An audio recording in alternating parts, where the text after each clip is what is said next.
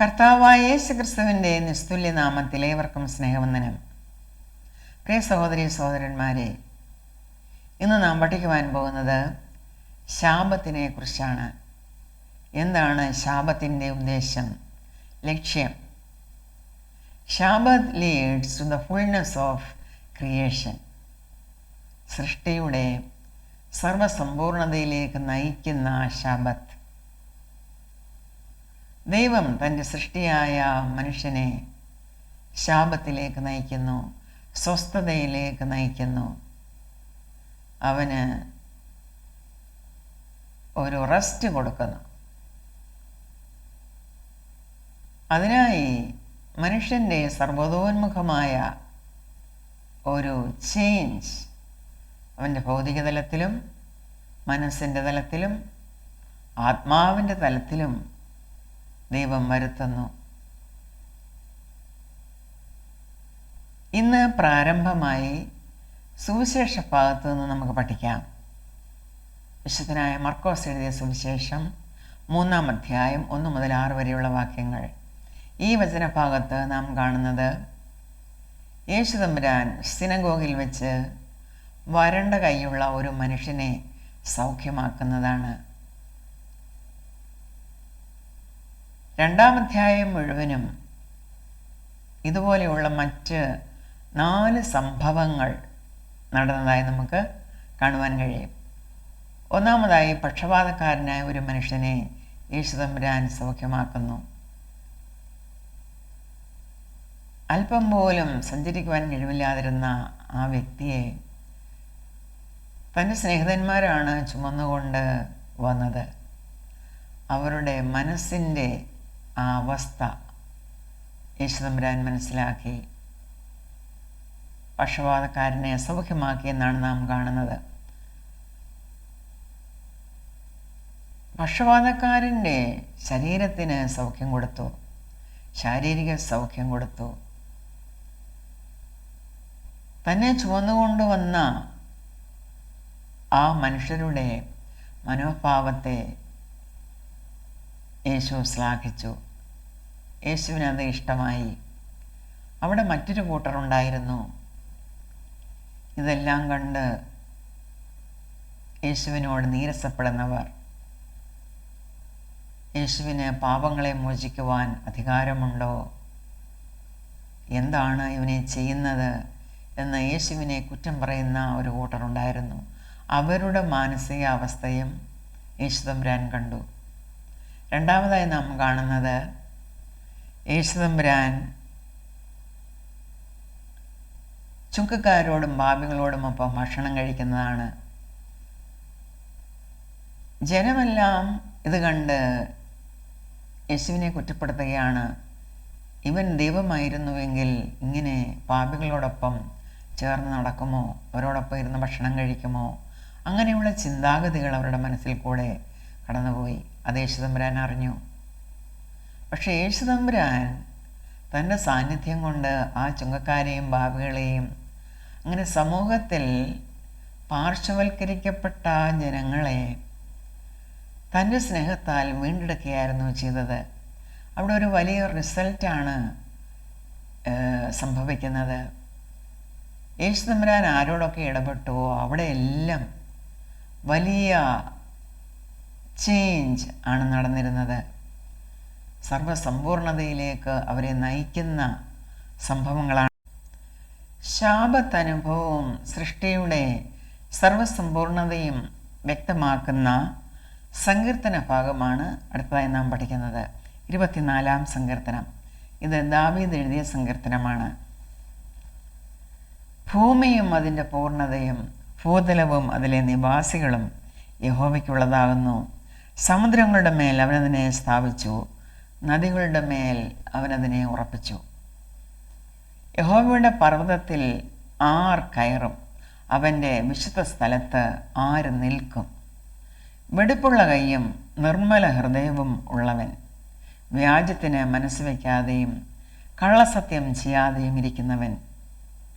അവൻ യഹോവയോട് അനുഗ്രഹവും തൻ്റെ രക്ഷയുടെ ദൈവത്തോട് നീതിയും പ്രാപിക്കും. ഇതാകുന്നു അവനെ അന്വേഷിക്കുന്നവരുടെ തലമുറ. യാക്കോബിൻ്റെ ദൈവമേ, തിരുമുഖം അന്വേഷിക്കുന്നവർ ഇവർ തന്നെ. ശബ്ദാനുഭവത്തിലേക്ക് ഒരുവന് കടന്നു വരണമെങ്കിൽ അവൻ്റെ സർവസമ്പൂർണതയാണ് ആവശ്യം. എങ്ങനെയുള്ളവർ ആയിരിക്കും? യഹോവയുടെ പർവ്വതത്തിൽ ആരാണ് കയറുന്നത്? യഹോവയുടെ പർവ്വതം സിയോൻ. ആ സിയോൻ പർവ്വതത്തിൽ, അതായത് കർത്താവ് വസിക്കുവാൻ പോകുന്ന ആ സ്ഥലത്ത്, അവൻ്റെ വിശുദ്ധ സ്ഥലത്ത് ആര് നിൽക്കും? ആർക്ക് അവിടെ കയറുവാൻ പറ്റും എന്നുള്ള ഒരു ചോദ്യം ഈ സങ്കീർത്തനത്തിൽ ദാവീദ് ചോദിക്കുന്നു. ഉത്തരവും ദാവീദ് പറയുന്നുണ്ട്. വെടിപ്പുള്ള കൈയും നിർമ്മല ഹൃദയവും ഉള്ളവൻ, വ്യാജത്തിന് മനസ്സ് വയ്ക്കാതെയും കള്ളസത്യം ചെയ്യാതെയും ഇരിക്കുന്നവൻ, അവനാണ് യഹോവയോട് അനുഗ്രഹവും തൻ്റെ രക്ഷയുടെ ദൈവത്തോട് നീതിയും പ്രാപിക്കുന്നത്. ഇതാകുന്നു അവനെ അന്വേഷിക്കുന്നവരുടെ തലമുറ. ഇങ്ങനെയുള്ള ഒരു തലമുറയാണ് ശാബത്തിലേക്ക് കടന്നു വരുന്നത്. ദൈവത്തിൻ്റെ ആ വിശ്രാമത്തിലേക്ക്, സ്വസ്ഥതയിലേക്ക് കടന്നു വരുവാൻ ഇടയാകുന്നത്. യാക്കോബിൻ്റെ ദൈവമേ, തിരുമുഖം അന്വേഷിക്കുന്നവർ ഇവർ തന്നെ. വാതിലുകളെ, നിങ്ങളുടെ തലകളെ ഉയർത്തുവീൻ, പണ്ടേയുള്ള കഥകളെ ഉയർന്നിരിപ്പീൻ, മഹത്വത്തിൻ്റെ രാജാവ് പ്രവേശിക്കട്ടെ. നാം നമ്മുടെ തലകളെ ഉയർത്തണം.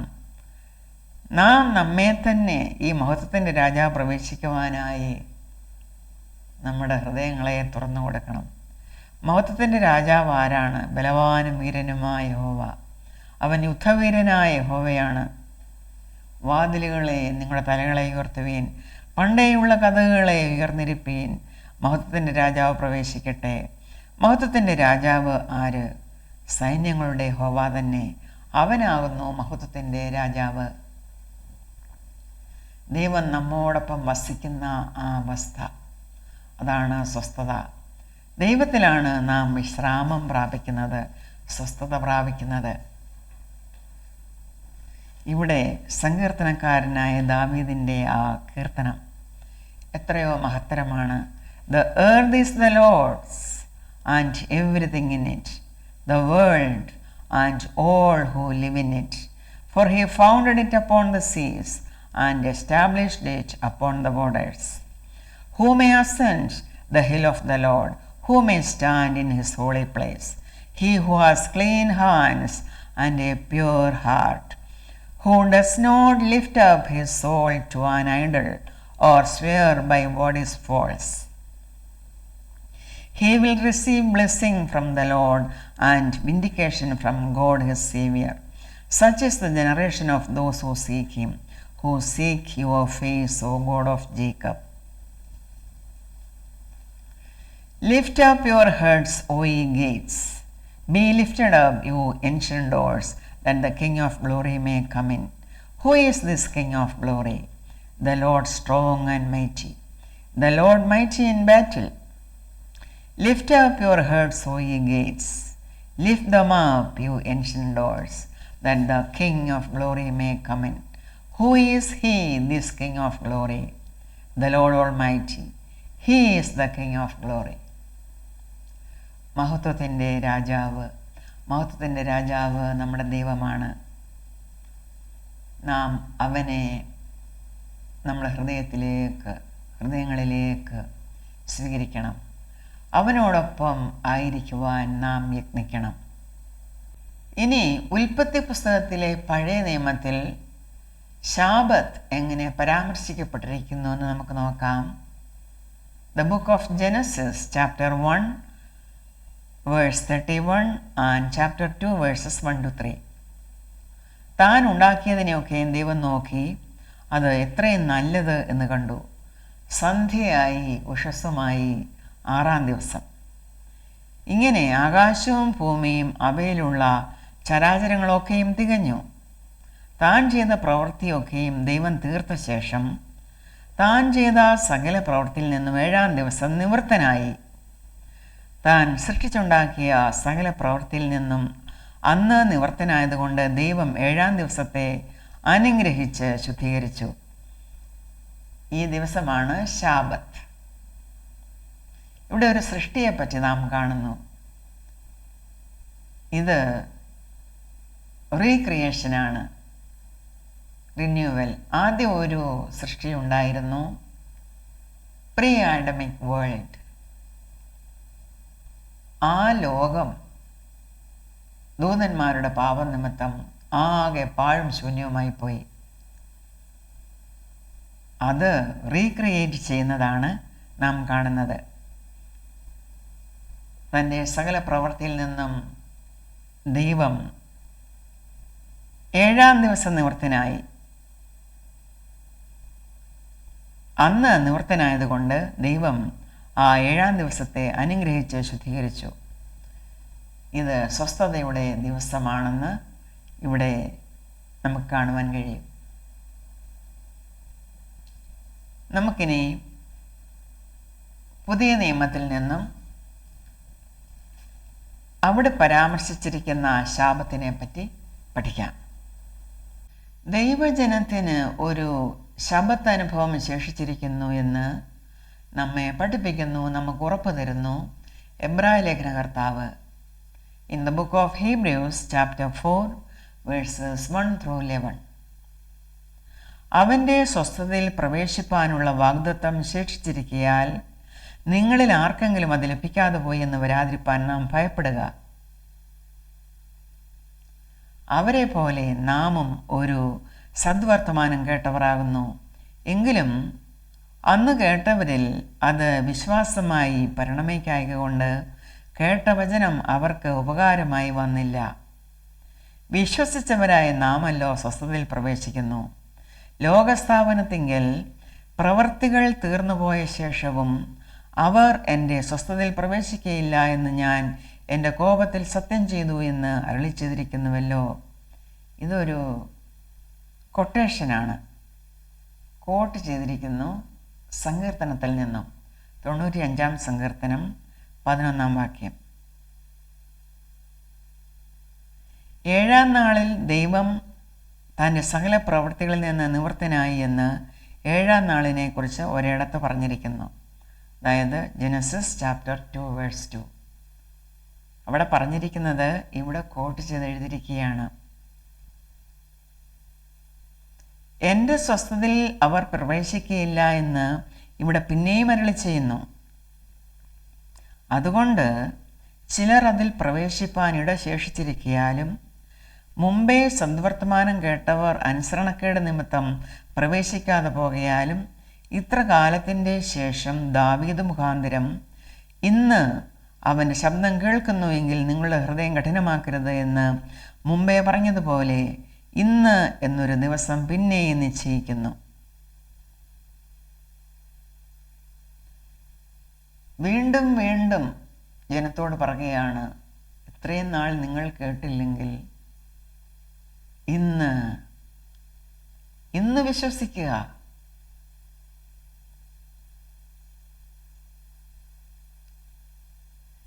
യോശുവ അവർക്ക് സ്വസ്ഥത വരുത്തിയെങ്കിൽ മറ്റൊരു ദിവസത്തെക്കുറിച്ച് പിന്നത്തേതിൽ കൽപ്പിക്കുകയില്ലായിരുന്നു. ആകയാൽ ദൈവത്തിൻ്റെ ജനത്തിന് ഒരു ശബത്ത് അനുഭവം ശേഷിച്ചിരിക്കുന്നു.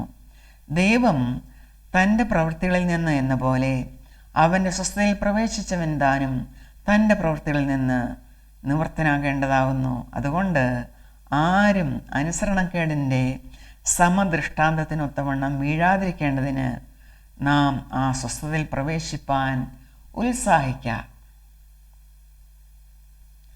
എല്ലാ ഉത്സാഹവും നാം കഴിക്കണം എന്നാണ് ഇവിടെ എബ്രായ ലേഖനകർത്താവ് നമ്മെ പഠിപ്പിക്കുന്നത്.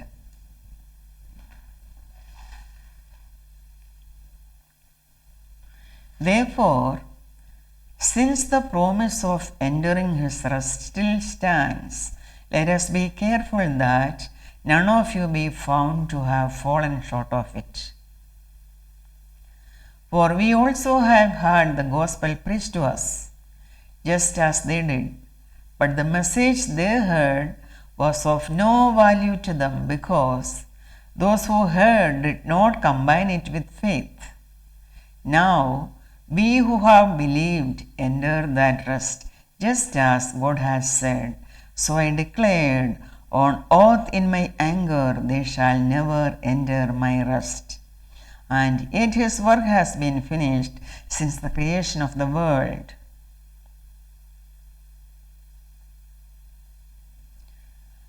ആദ്യം ദൈവവചനം കേട്ടവർ വിശ്വസിച്ചില്ല. കേട്ട വചനം അവരിൽ വിശ്വാസമായി പരിണമിച്ചില്ല. ഫെയ്തും പെർസീവറൻസും ഒരുപോലെ പോകേണ്ടതാണ്. വിശ്വാസ സ്ഥിരത. സ്ഥിരമാനസനാണ് വിശ്വാസത്തിൽ മുന്നേറുന്നത്. ദൈവവചനം കേട്ടവർ അത് വിശ്വസിക്കായ നിമിത്തം അവർക്ക് സ്വസ്ഥതയിൽ പ്രവേശിക്കുവാൻ കഴിഞ്ഞില്ല. പക്ഷേ നാമും ഇത് കേട്ടിരിക്കുന്നു. വിശ്വാസത്തോടെ കേട്ട നമുക്കാണ് ഈ സ്വസ്ഥതയുടെ അനുഭവം ശേഷിച്ചിരിക്കുന്നത് എന്നാണ് ഇവിടെ പറഞ്ഞിരിക്കുന്നത്. For somewhere he has spoken about the seventh day in these words, and on the seventh day God rested from all his work. And again in the passage above he says, they shall never enter my rest. വിശ്വാസമില്ലാതെ കേട്ടതുകൊണ്ട് ഒരു പ്രയോജനവുമില്ല. അവർ ദൈവത്തിൻ്റെ സ്വസ്ഥതയിൽ പ്രവേശിക്കുകയില്ല. It still remains that some will enter that rest, and those who formerly heard the gospel preached to them did not go in because of their disobedience. Israel ജാതിക്കാരെ പറ്റിയാണ് ഇത് പറയുന്നത്. മോശയുടെ നേതൃത്വത്തിൽ ഈജിപ്തിൻ്റെ അടിമത്തത്തിൽ നിന്ന് പുറപ്പെട്ടു വന്നവർ, അവർ ദൈവവചനം കേട്ടു. അവരോട് ദൈവം പറഞ്ഞു, നിങ്ങളെ ഞാൻ സ്വസ്ഥതയിൽ പ്രവേശിക്കും. കനാൻ നാട്ടിലെ ആ സ്വസ്ഥത. യോശുവ ആ ജനത്തെ കനാൻ നാട്ടിലേക്ക് കൊണ്ടുവന്നു. പക്ഷേ അവിശ്വാസത്താൽ ധാരാളം പേർ മരുഭൂമിയിൽ പട്ടുപോയി. വളരെ കുറച്ച് പേർ മാത്രമാണ്, അതായത് യങ്ങർ ജനറേഷൻ മാത്രമാണ് ആ കനാൻ നാട്ടിൽ പ്രവേശിക്കുവാനിടയായത്. അത് ദൈവം നമുക്ക് തരുവാൻ പോകുന്ന ആ സ്വസ്ഥതയുടെ സൂചകമാണ്, ടൈപ്പാണ്. അത് നാം മനസ്സിലാക്കണം.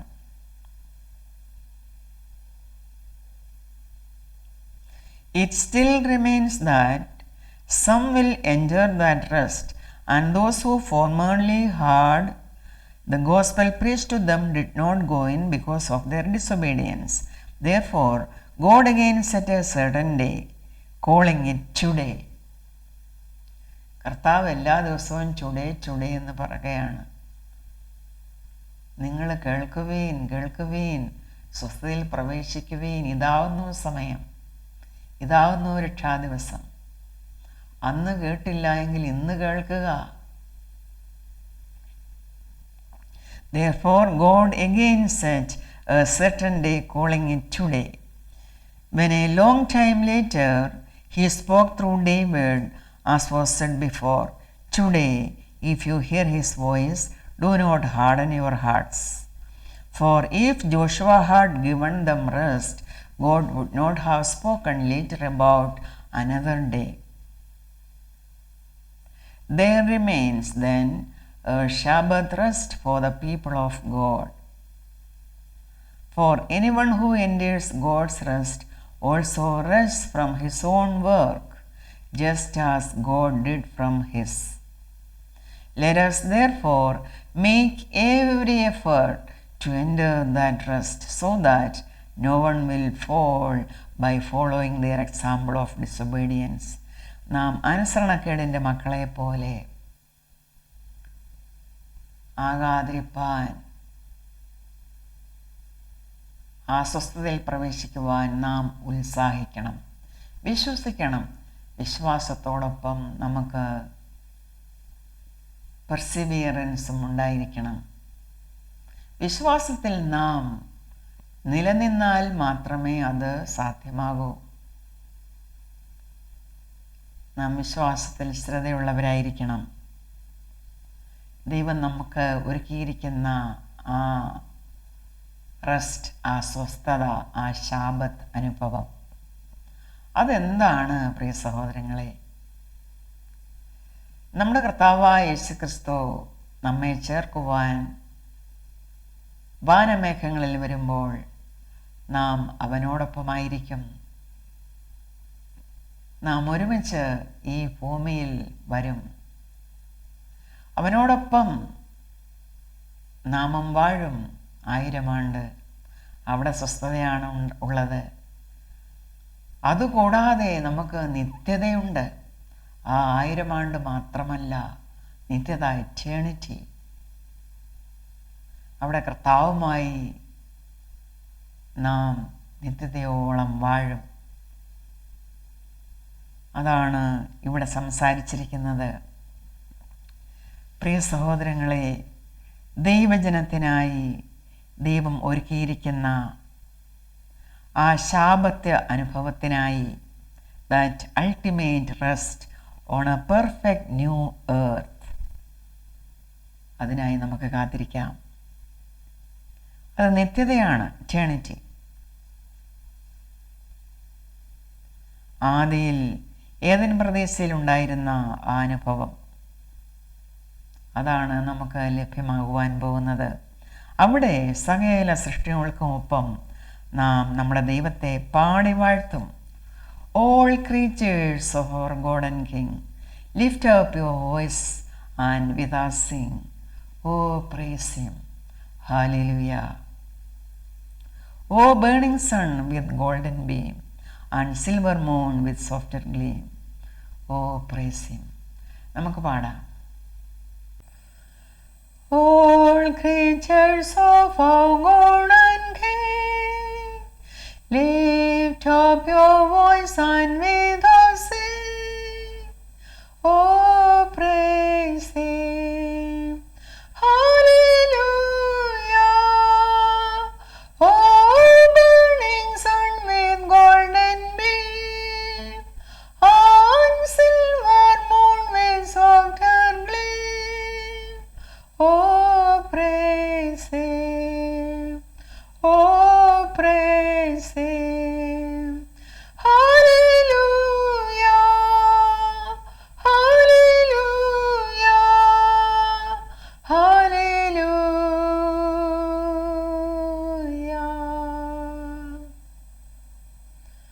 Oh rushing winds that are so strong, ye clouds that sail in heaven alone, oh praise him, hallelujah. Oh rising morning praise rejoice, ye lands of evening find their voice, oh praise him, oh praise him, hallelujah,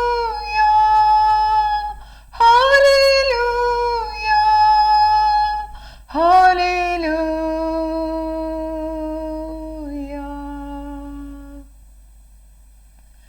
Oh flowing water pure and clean, make music for your Lord to hear, oh praise him, hallelujah. Oh fire so masterful and bright, give